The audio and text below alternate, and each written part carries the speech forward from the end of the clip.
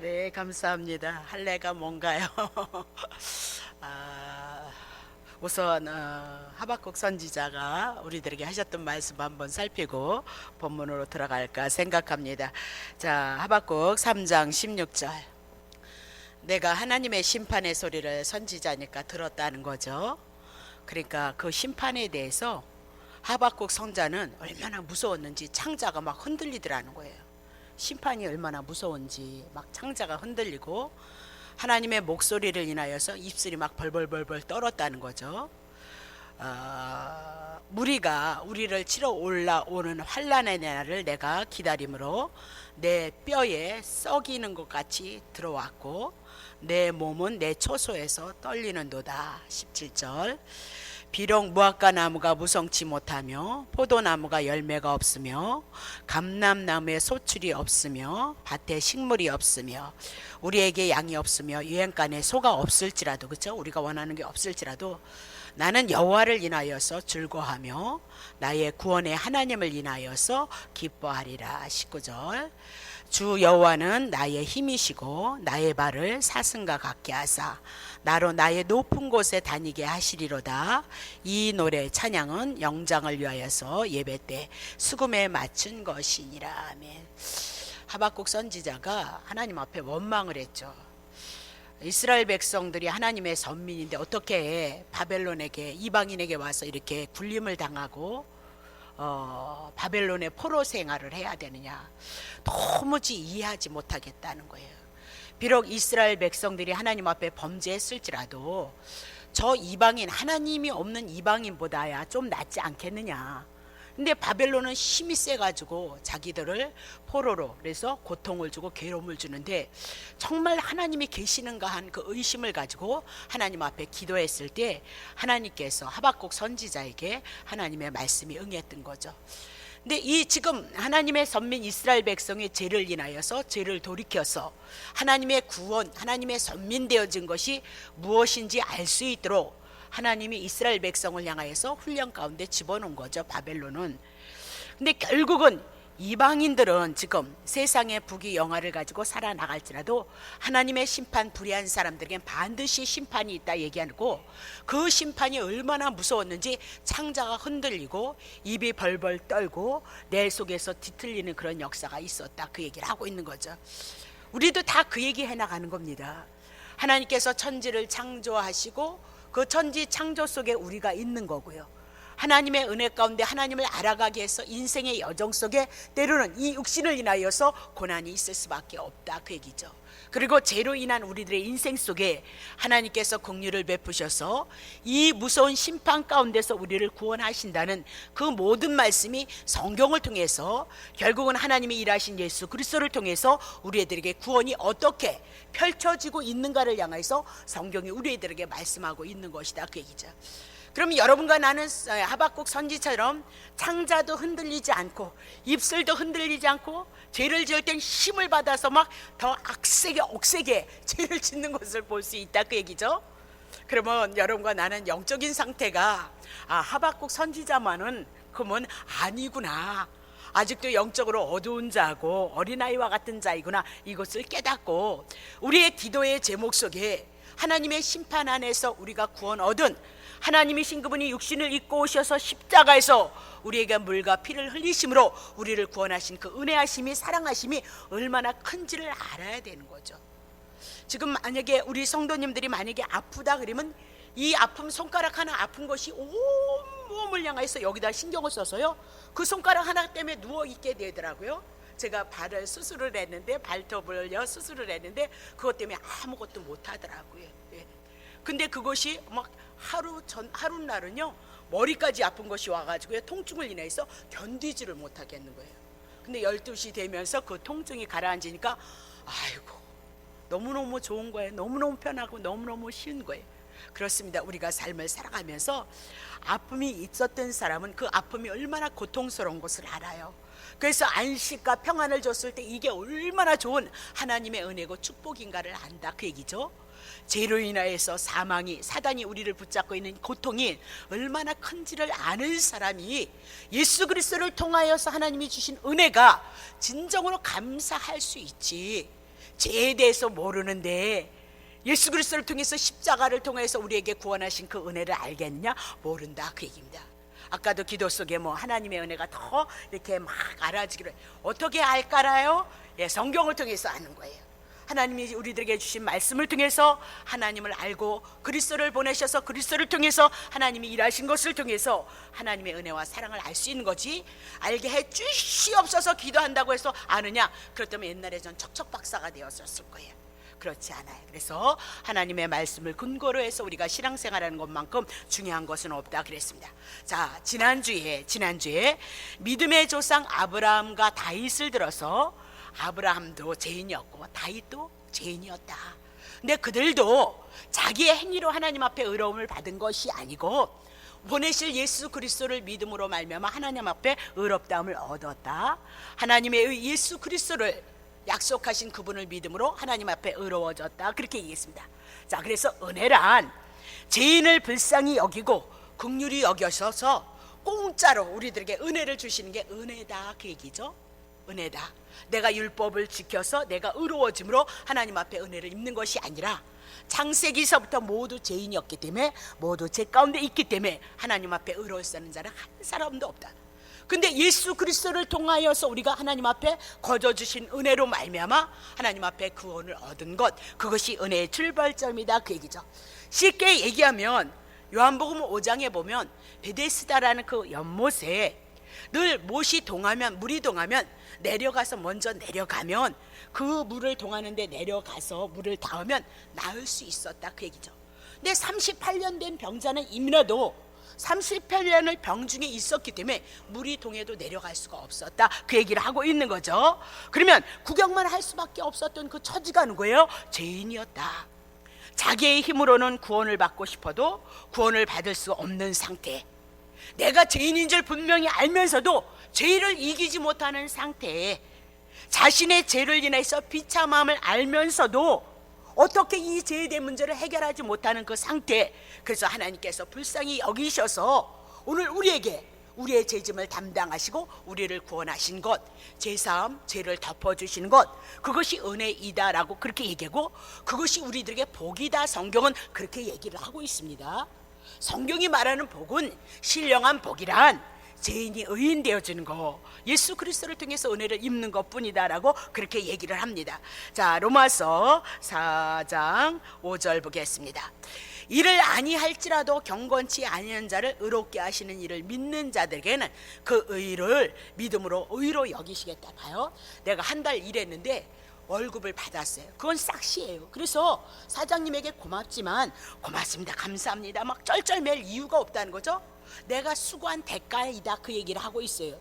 근데 하나님의 일하심은 어떠냐면요, 경건치 아니한 자를 의롭다 하신다라고 그렇게 얘기를 하죠. 경건치 않은 자, 죄인을 갖다 예수님이 십자가에서 대신 죽으셔서 우리를 의롭게 하실 것이다, 그렇게 얘기를 하고 있는 거죠. 자, 다시 보겠습니다. 7절 그 불법, 하나님의 말씀, 하나님의 계명에 불순종했던 우리들에게 사하심을 받는 거, 죄를 가리우심을 받는 자는 복이 있도다, 그렇게 얘기하고, 불법한 자, 하나님의 말씀에 계명에 불순종했던 자를 향해서 십자가에서 우리의 죄를 다 허무시고 우리를 죄 없다 해주시는 거, 그게 복이라, 그렇게 얘기를 하고 있어요. 하나님은 그게 복이다, 그것의 출발점으로 하나님은 일을 시작할 것이다, 그렇게 얘기를 하고 있죠. 또 성경에 보면 벌거벗은 자에 대해서 말씀하고 있는데, 벌거벗은 자 얼마나 부끄럽고 수치스럽냐, 그 얘기죠. 예수님이 십자가에서 죽으셔서 벌거스럽고 부끄럽고 수치스러운 우리들의 모든 죄를 담당하심으로 우리들에게 벌거벗은 자를 향하여서 가리워 주실 것이 뭐예요? 복이다라고 그렇게 얘기를 하고 있었어요. 그래서 저번 주에 말씀을 드렸던 요약서예요. 그러면 오늘은 두 번째, 사도 바울이 또 말하고 있는 거예요. 또 논증을 해 나가고 있는데 어떻게 논증하느냐, 9절입니다. 그런즉 이 행복, 그랬죠? 죄에서 불법에서 사하심을 받은 이 행복에 대해서 할례자에게는요, 혹 무할례자에게도요, 대저 우리가 말하기를 아브라함에게는 그 믿음을 의로 여기셨도다 하느니라, 그렇게 얘기합니다. 자, 이 얘기가 무슨 얘기면, 우리가 불법의 사하심을 받고 죄의 가리심을 받은 자는 행복한 자다, 그렇게 하면서 행복한 자가 누구냐? 아브라함이라는 거예요. 그럼 한번 물어보겠다 그 얘기를 하고 있어요. 아브라함이 할례를 받음으로 말미암아 의로워진 거냐, 아니면 할례를 받지 않았을 때에 하나님 앞에 먼저 믿음으로 의롭다함을 받은 것이냐라고 그렇게 물어보고 있는 거죠. 무조건 하나님, 어쨌든 아브라함은 믿음으로 말미암아 하나님 앞에 의로워졌다 그 얘기를 하고 있는 거죠. 10절 보겠어요. 그런즉 이를 어떻게 여기셨느냐? 할례시냐 무할례시냐? 할례시 아니다, 무할례시니라. 할례 받지 아니했을지라도 아브라함은 하나님의 언약을 믿음으로 말미암아 하나님 앞에 의롭다 인침을 받았다라고 그렇게 얘기를 하고 있는 거죠. 그러면 아브라함이 하나님 앞에 부름을 받은 것이 언제면 창세기 12장이다 그 얘기죠. 1절서부터 보겠습니다. 여호와께서 아브라함에게 이르시되 너는 너의 본토 친척 아비지를 떠나 내가 내게 지시할 땅으로 가라. 언제 불렀어요? 10절에 바벨론에서 바벨탑을 쌓아서 인간의 의를 가지고 힘을 가지고 하나님의 나라에 가자 했을 때 하나님 무너뜨렸죠. 인간의 힘, 인간의 지혜, 인간의 행위 가지고 하나님의 나라에 도달하는 거 아니다. 그래서 모두가 다 죄인이는 것을 깨닫고 11장에 12장에 그런 상태 속에서 누구를 불러요? 아브라함을 부르고 있더라 그렇게 얘기를 하고, 아브라함을 불러서 뭐라고 얘기해요? 자 2절, 내가 너로 큰 민족을 주실 것이고 내게 복을 주어 내 이름을 창대케 하리니 너는 복의 근원이 되어질지. 부르시고 이제 그 부르신 자들에게 하나님 무엇을 명하시죠? 복을 명하고 있어요. 이것이 뭐예요? 신령한 복. 바벨탑에서 제 가운데서 무너지고 심판을 받았던 그들이, 각각 흩어진 그들이 하나님 앞에 어떻게 부름을 받을 수 있었냐? 하나님께서 아브라함을 부르셨다 그 얘기죠. 그리고 복을 명하시는 거예요. 그렇다면 이때서부터 복을 명하셨으므로 하나님의 백성이기 때문에 아브라함을 향해서 하나님의 간섭하심이 나타나고 있는 것을 우리는 너무나도 잘 알고 있다 그 얘기를 하고 있죠. 그럼 창세기 12장서부터 복을 명하셨다면 그때서부터 하나님 앞에 의로움을 받은 것이다 그렇게 얘기를 해 나가고 있죠. 3절 보겠어요.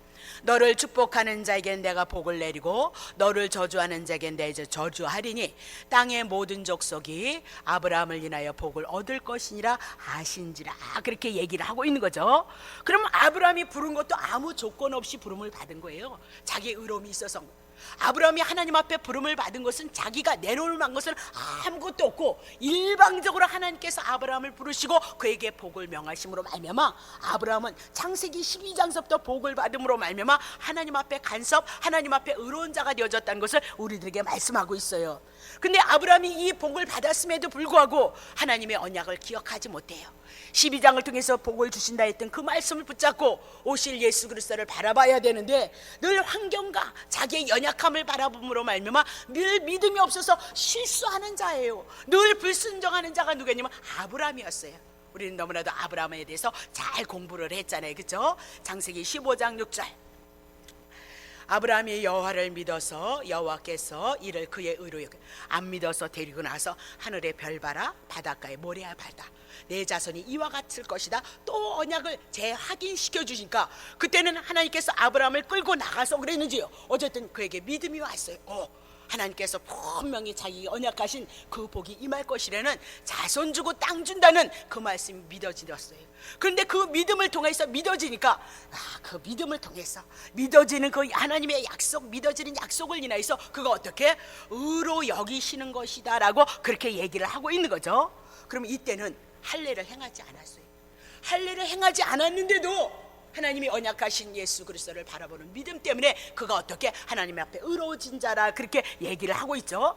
이렇게 의롭다고 꽝꽝꽝 쳤는데 창세기 16장에 가서 아브라함이 자식이 나타나지 아니하니까 후사를 주신다는 그 약속을 또 잊어버려요. 그리고 누구를 취하여? 사레의 몸종인 하갈을 취하여서, 애굽의 여자 하갈을 취해서 하갈의 몸에서 누구를 낳아요? 이스마엘을 낳았다 그렇게 얘기를 하고 있죠. 그러면 애굽의 여자 하갈을 통하여서 이스마엘을 낳았다 그 얘기를 하고 있는 거죠. 그러면 애굽에서 난 자는 뭐예요? 종이다 그 얘기를 하면서 육으로 난 자다 그 얘기입니다. 육은 하나님의 나라를 유업으로 얻을 수 없다 그렇게 얘기하고, 종을 낳은 자는 종이지 아들이 될 수 없다라고 그렇게 얘기를 하고 있는 거죠.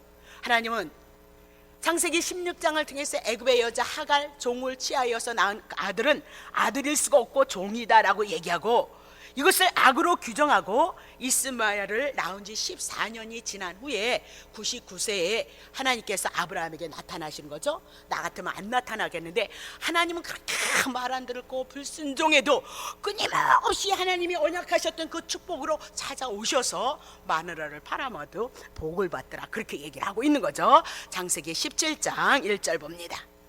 아브라함의 99세 때 이제 그때서야 나타난 거예요. 86세 때 이스마엘을 낳거든요. 여호와께서 아브라함에게 나타나셨어요. 그에게 이르시되 나는 전능하신 하나님이야.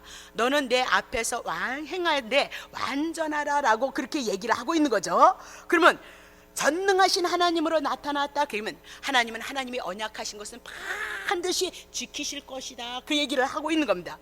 그러니 너는 내 앞에서 완전하라. 너는 나를 믿으라. 내가 너에게 언약했던 건 내가 반드시 이룰 것이니까. 그러면서 2절에 더 중요한 얘기, 내가 하나님께서 내 언약, 하나님의 언약을 하나님과 너 사이에, 아브라함과 사이에 세울 것이다, 그렇게 얘기를 하고 있는 거죠. 그럼 세운다는 얘기는 하나님께서 아브라함에게 한 언약은 반드시 지키실 것이라는 거죠. 그래서 너로 자손 많이 줘서 심히 번성케 되어질 것이다 라고 그렇게 얘기를 하고 있는 겁니다. 그럼 아브라함에게 이 얘기는 너 한번 기다려봐. 내가 언약했던 거 내가 어떻게 이루는가 한번 믿어봐. 확실하게 분명하게 하나님의 언약은 이루어질 것이다 라고 그렇게 얘기를 해요. 자, 창세기 17장 9절 10절. 너희 중 남자는 다 할례를 받으라. 이것이 나와 너희와 너희의 후손 사이에 지킬 내 언약인데. 11절. 너희는 양피를 베어라. 이것이 나와 너희의 사이의 언약의 포증이니다 라고 그렇게 얘기를 하고 있습니다. 자, 그러면 이렇게 언약을 하고 할례를 행하라는 거예요. 반드시 완전하신 전능하신 하나님이 지킬 건데 몸에다 할례를 행하라, 그렇게 얘기해요. 그러면 이 할례가 뭐냐? 늘 아브라함이 믿음이 없어서 넘어지고 쓰러지니까 어디에다 몸을 줘요? 몸에다 표시를 줘서 그 몸을 통해서 하나님은 하나님의 언약을 반드시 이루신다는 것을 확증해 주기 위해서 더 믿음을 주시기 위해서 뭐를요? 할례를 행하라. 할례는 믿음이 좋아서 받는 것이 아니라 믿음이 없는 아브라함을 향해서 너 믿음이 있게 하시기 위해서 하나님께서 몸에다 표시를 주는 것이 뭐예요? 할례다라고 그렇게 얘기를 하고 있습니다. 그러면 할례라, 그 얘기는 남자의 생식기의 끝 부분을 베어내는 것이다, 그 얘기죠. 그럼 남자의 생식기를 베어낸다, 그 얘기는 자식을 낳을 수 없는 자다, 남자로서 이제는 생명을 줄 수 없는 자다라고 그렇게 얘기하고, 하나님이 자손 준다는 것은 인간의 힘, 육적 혈통을 통해서 이삭이 나올 수 있는 것이 아니라 하나님께서 하나님의 언약하심을 통하여서 하나님의 능력에 의해서 하나님의 자손이 나올 것을 말씀하고 있다, 그 얘기를 하고 있는 거예요. 창세기 17장 5절 보세요. 이제 후로는 내 이름을 아브라함이었어요. 세자죠? 이제 기억하셔야 돼요. 하지 아니하고 아브라함이었어요. 아브라함이라 하리니 이는 내가 너로 열국의 아비가 되게 함이니라, 그렇게 얘기를 해요. 자, 할례를 하라 그렇게 얘기하시고 또 뭘 바꿔줘요? 이름을 바꿔주고 있다, 그 얘기를 하고 있는 거죠.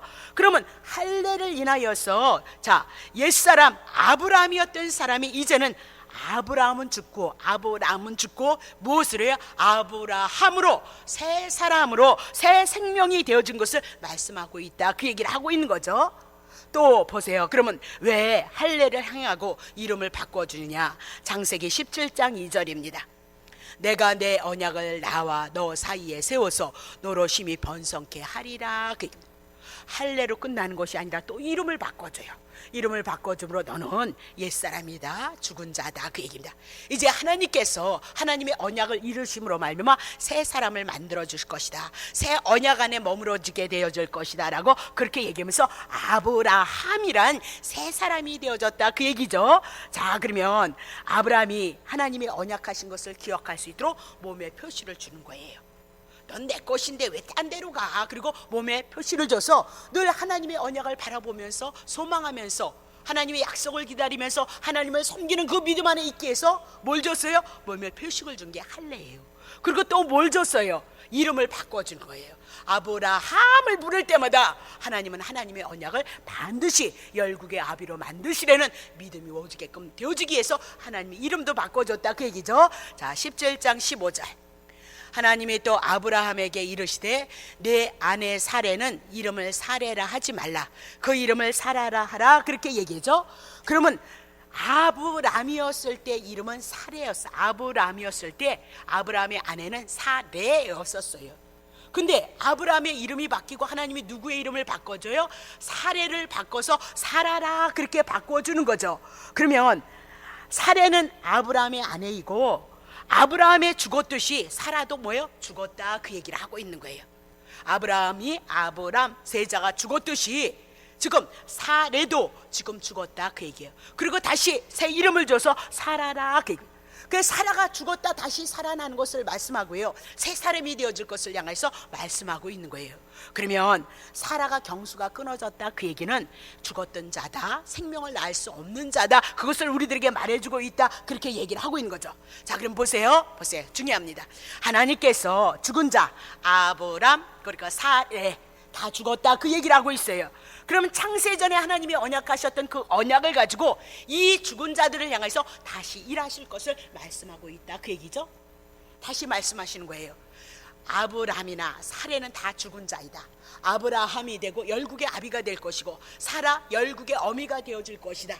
이 죽은 자들을 통해서 어떻게 열국의 아비를 만들고 열국의 어미를 만들 것이냐. 하나님의 영원 전서부터 창세 전서부터 하나님이 언약하셨기 때문에 그 언약을 우리들에게 아브람과 사레를 통해서 우리들에게 가르쳐주고 있는 것이다, 그렇게 얘기를 하고 있는 거죠. 자, 그러면 이들이 믿음이 얼마나 좋았는지 한번 보세요. 창세기 17장 17절. 아들 준다니까 아브람이 엎드려 킥킥킥 웃는 거예요. 왜? 100세 되어졌다. 근데 어찌 자식을 낳겠느냐? 낳을 수 없다. 99세니 어찌 내가 자식을 낳겠냐. 그리고 뭐요? 예, 말씀을 믿지 않았던 자들이 왜 아브라함인 거죠. 자, 18장 12절. 사라가 속으로 웃는 거예요. 자식 준다 그랬더니 킥킥 웃고 있죠.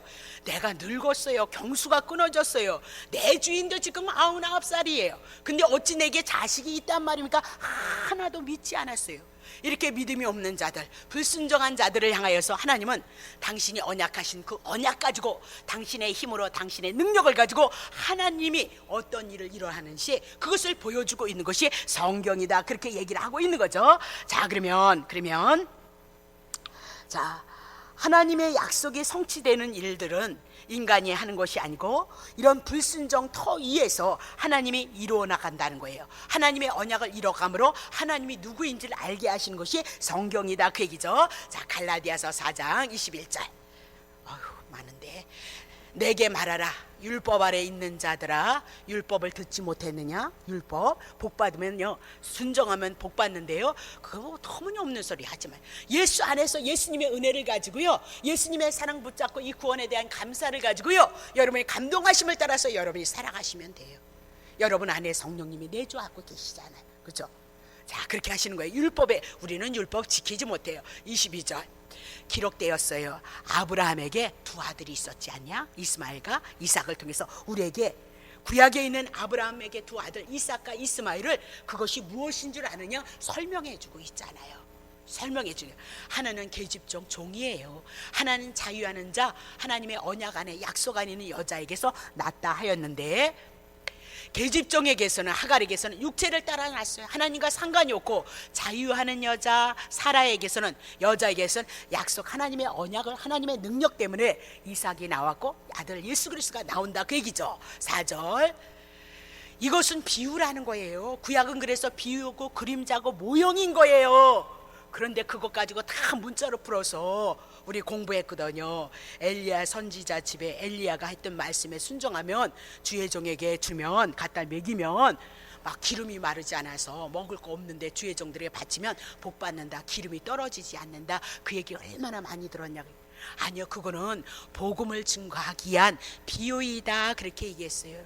그래서 떡을 만들어 오라, 하나님이 보내실 예수 그리스도를 바라보게 하셔서 그 하나님이 주신 말씀 예수 그리스도를 믿음으로 말미암아 엘리야 선지자가 했던 그 말씀에 순종함으로 예수 그리스도를 통하여서 하나님의 은혜가 영원히 기름이 성령의 은혜가 떨어지지 아니할 것을 말씀하고 있는 거지. 주의 종 데려서 여러분 먹을 거 먹으세요. 주의 종들도 잘 먹고 살아요. 그럴 거 없대. 다시 들어가겠어요. 비유라는 거예요. 구약 성경은 다 비유라는 거다니까요. 그냥 이 여자들 두 여자는 두 언약이라는 거예요. 두 언약을 증거하기 위해서 창세기에 말씀하고 있다는 거예요. 그래요. 하나는 신의 산으로부터 종을 낳은 자예요. 자, 곧 하가라 그 얘기죠. 5절. 이 하가는 아라비에 있는 신의 산으로 지금 있는 예루살렘, 땅에 있는 예루살렘 육에 속한 자 같은 데니 저가 그 자녀 더불어 모여 종로로 타는 거예요. 율법의 종로로 타는 거 얘기하고 있잖아요. 그렇죠? 6절.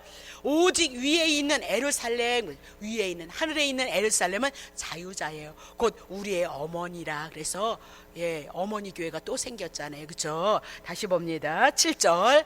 기록된 바 잉태치 못한 자의 즐거움. 자, 여기까지만 해 나가겠습니다. 자, 그러면 할례를 행하기 전에 낳은 자가 누구예요? 이스마엘이었고요. 할례를 행하고서 낳은 이삭을 향하여서 대비를 시켜요. 할례를 행하기 전에는 누구였어요? 이스마엘이었고, 할례를 행한 자는 뭐예요? 이삭이었다라고 그렇게 얘기해요. 근데 이스마엘을 표현하기를 어떻게 얘기하면 계집종에게서 났다는 거예요. 하갈에게서 났다 이렇게 얘기하고, 신의 산 지상에 있는 땅에 있는 예루살렘에 속한 자다, 육에 속한 자다라고 그렇게 얘기를 하고 있어요. 근데 이삭은요, 자유하는 여자에게서 난 자다, 종이 아니라는 거예요.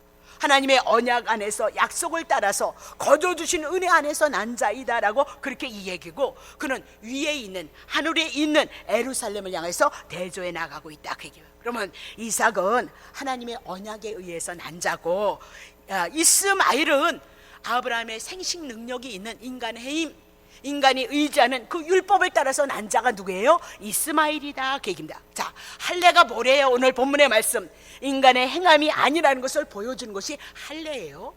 내가 특별히 잘났기 때문에, 율법을 지켰기 때문에 할례를 행하는 것이 아니다 그렇게 얘기를 하는데, 유대인들은 할례를 행하는 것을 자랑스럽게 여겼어요. 믿음이 없어서 아브라함에게 딱 인친을 하고 할례를 줬는데, 그 할례는 자기네들이 율법으로 의로워진 것인 줄 자랑하라고 그렇게 준 줄 알았다 그렇게 얘기를 하고 있어요. 그것이 어리석음이다 그 얘기입니다. 우리가 신앙생활하는 데 있어서 이 어리석음 속에 있으면 안 된다. 그러면 그들이 나와서 갈라디아에서 보면, 그래 예수도 믿어, 그리고 뭐 해요?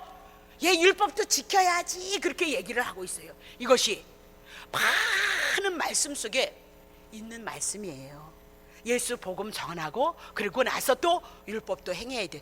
물론 율법 선하고 의롭고 거룩하니까 예수 믿지 않는 사람도 그 선을 추구하는데, 예수 믿는 사람이 그거 안 추구하면 어떻겠어요. 그러나 우리는 하나님의 계명 안에 들어가 보면 내가 율법을 온전히 지킬 수 있느냐? 지키지 못해요. 1계명도 못 지킨다니까요. 마음 다해라, 성품 다해라, 뜻 다해라, 힘 다해라, 정성 다해라, 목숨을 하나님을 잊어버릴 때가 언젠데 우리가 이렇게 하나님을 사랑할 수 있겠느냐 그 얘기를 하고 있는 거죠. 율법은 죄를 깨닫게 해서 내가 죄인이구나, 심판 가운데 있구나, 그래서 구원을 필요로 하기 위해서 율법을 주신 건데, 율법이 복받아라 그거 아니다 그렇게 성경이 우리들에게 말씀하고 있단 말입니다.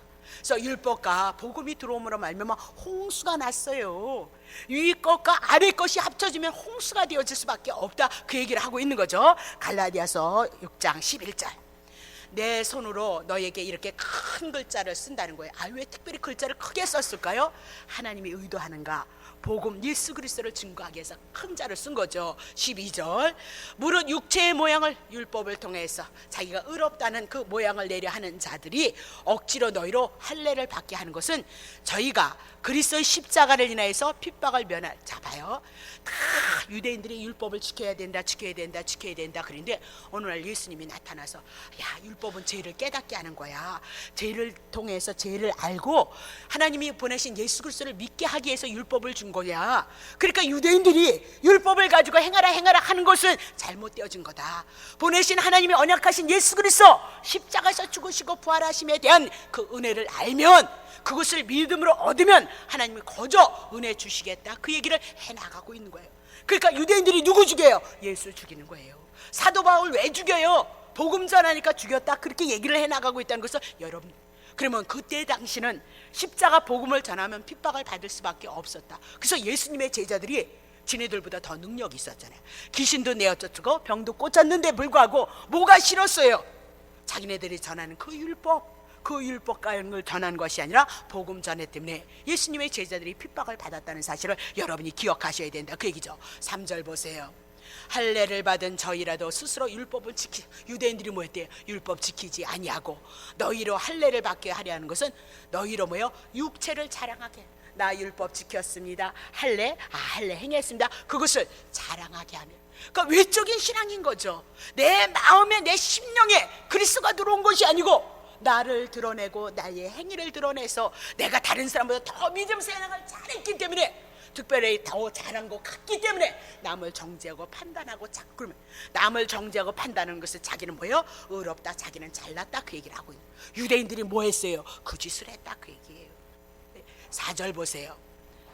그러나 내게는 우리 주 예수 그리스도 십자가 위에 결코 자랑할 것이 없으니 그리스도로 말미암아 세상이 나에 대해서 십자가에 못 박히고 내가 또한 세상에 대해서 십자가에 못 박혔느니라. 5절 할례나 무할례 아무것도 아니야. 그러면서 뭐예요? 오직 새로 지으심을 받아야 된다는 거예요. 죄인이 의인 되어주는 건 어떻게 지으심을 받을 거예요? 할례요? 아니에요. 무할례요? 아니에요. 오직 십자가 예수 그리스도의 죽으심과 부활하심을 통해서 우리가 어떻게 해요? 새로 하나님의 사람으로 지으심을 것을. 그래서 14절에 예수 그리스도 한 분밖에는 자랑할 것이 없다고 사도 바울이 고백했다 그 얘기를 하죠. 16절 무릇 이 규례를 그쵸 행하는 자에게는 하나님의 이스라엘에게 평가가 긍휼 복음이요 그리스도를 통해서 새로 지으심을 입어야 된다라고 그렇게 얘기를 하고 있는 거죠. 자, 로마서 다시 본문으로 돌아가는 거예요. 4장 10절 그런즉 이를 어떻게 여기셨느냐? 할례시냐 무할례시냐? 할례시가 아니라 무할례시니라 그렇게 얘기를 하고 있습니다. 자, 그러면 사도 바울이 이것을 무엇으로 얘기해요? 할례시냐 무할례시냐? 할례시가 아니고 무할례시다라고 그렇게 얘기하면서 그럼 할례란 어떤 의미로 준 것입니까? 묻는 거죠. 무할례시 하나님 앞에 의롭다함을 받았다면 할례는 그럼 무엇 때문에 한 것입니까? 그렇게 묻는 거예요. 11절 저가 할례의 표를 받은 것은 무할례시 할례를 받았지 않았을 때 믿음으로 의로 되어진 것을 인친 것이다. 자, 봐요. 이는 무할례로져서 믿는 모든 자의 조상이 되어 저희로 의로 여기심을 얻게 하려. 다 보시겠습니다. 자, 아브라함은 할례를 받기 이전에 하나님 앞에 의롭다함을 받았어요.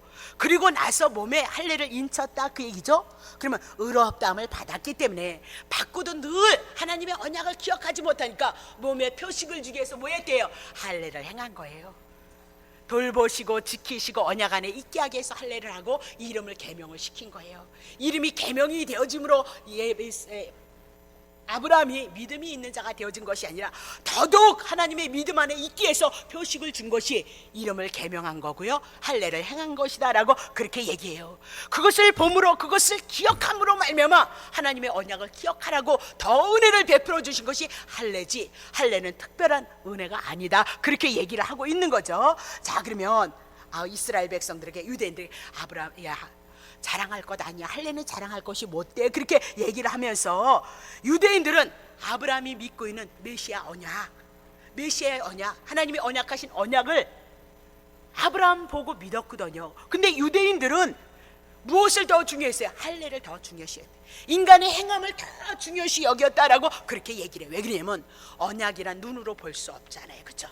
하나님이 약속하신 것은 약속을 듣고 내 안에 들어오는 것이기 때문에 눈으로 볼 수 없고, 그리고 우리가 이 믿음의 세계는 하나님의 은혜의 복음의 세계는 내 안에 하나님의 나라가 임하는 것이다 그렇게 얘기를 해요. 우리도 그렇잖아요. 내가 율법을 통해서 하나님 앞에 무엇을 했을 때는 내가 하나님의 말씀에 순종했으니까 막 기쁘다 그리고 할렐루야 이렇게 얘기를 한단 말이죠. 그래서 늘 그것이 성령 충만인 줄 알아요. 근데 어느 날 환란이 오고 곤고가 하고 옆에 이 집사가 나를 씹으면 어메 믿음이 어디 있어? 하나도 없잖아요. 눈으로 보여지는 것은 그렇게 행위로 보여지는 것은 어떤 때 내게 믿음으로 연결되어지는 것 같지만 어느 날 환난의 바람이 오고 고난의 바람이 오고 아픔이 오면 내 안에는 믿음이 없어져요. 오늘 하나님의 언약하신 그 언약은 믿음에 대한 은혜는 내 안에서 들어와 있기 때문에 보이지 않아요. 그래서 잊어버리기도 한다는 거예요. 근데 할례는요 그 표식을 통해서 이스라엘 백성이 더더욱 넘어지고 쓰러질 때 몸을 통해서 하나님의 언약을 기억하고 아브라함이라 불렀을 때 하나님의 언약을 기억할 수 있도록 하나님께서 믿음이 와진 자들에게, 하나님이 인친 자에게 더 은혜를 끼치기 위해서 할례를 행하였다, 그렇게 얘기를 하고 있는 거죠. 여러분, 내가 저번 주에 얘기했잖아요. 세례를 성부와 성자의 이름으로 세례를 주놨구만. 주임 목사님 할 때 아주 꾹꾹 눌러주세요. 그래서 꾹꾹 눌러줬거든요. 그냥 꽉꽉 눌러줬어요.